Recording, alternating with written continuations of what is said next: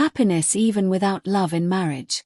I am currently on a long vacation, so I have plenty of free time. After reading many articles about marrying without love and then having affairs with ex-lovers, I want to share my own story to help those in similar situations protect their marriage and, more importantly, live happily within it. I got married without loving my husband.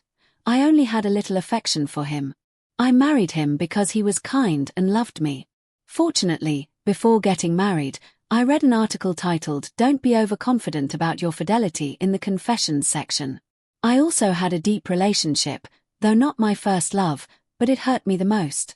That person was very handsome, both in face and physique, successful in his career, with a gentle personality and very affectionate.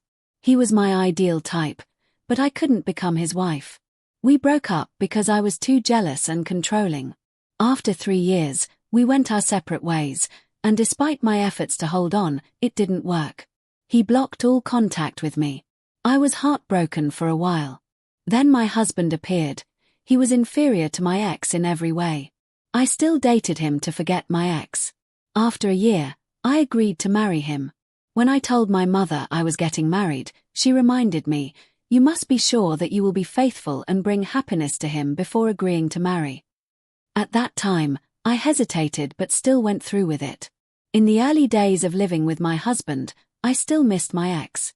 But as time passed, seeing how truly good and loving my husband was, I felt guilty. My husband isn't romantically expressive, but he is very sincere and considers me the most important person in his life. He always yields to me and pampers me. Living with him, I can show all my flaws without fear of judgment. I confidently appear before him in my worst state, and he never loves me any less. Gradually, I began to love him more. Even though some people flirted with me, I always acted seriously and showed off my husband to those who tried to approach me. I don't allow myself to be unfaithful. I always believe that infidelity is a sin, something only people with poor morals would do. I actively think about my husband more, about his good qualities, and about our happy memories together. I take the initiative to hug and kiss him, and gradually, I fell in love with him without realizing it. I realized I loved my husband when he got burned by boiling water on his hand. I cried a lot. Seeing his wound made me heartbroken.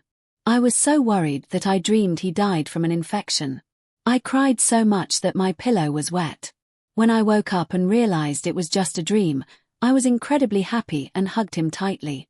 I also realized I loved him when I suddenly found him handsome, even though my friends had complimented him before, but in my eyes back then, he wasn't attractive. I even thought he was ugly. My husband made me love him through what he did for me. The things he did weren't materially valuable, but not everyone can do them. For example, he would work until midnight and then wake up at 6 a.m. to take me to work. He would go back home to sleep and then go to work at 11 a.m. throughout our time together. He always drove me to work because I don't know how to ride a motorbike. I once fell while learning to ride, so I'm scared and never tried again. Sometimes, when I was sleeping, he would clean the house and kiss me on the cheek as he passed by the bed. He never complained about anything, even though I know I have many flaws. When I asked him, "What do you want me to change that you think I'm not good at?" "I'll change it," he always replied. "Let me think about it and I'll tell you."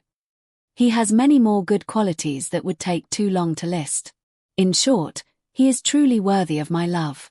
Then one day, I accidentally met my ex at the supermarket. He approached me and asked how I was doing. Still with the same appearance and way of speaking, he wanted to ask for my phone number.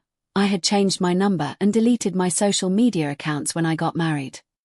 I bluntly refused with a sharp tone, "I'm sorry, I can't give it to you." My husband is very jealous, and he wouldn't be happy if he knew I was in contact with you. Besides, I don't want to be friends with an ex.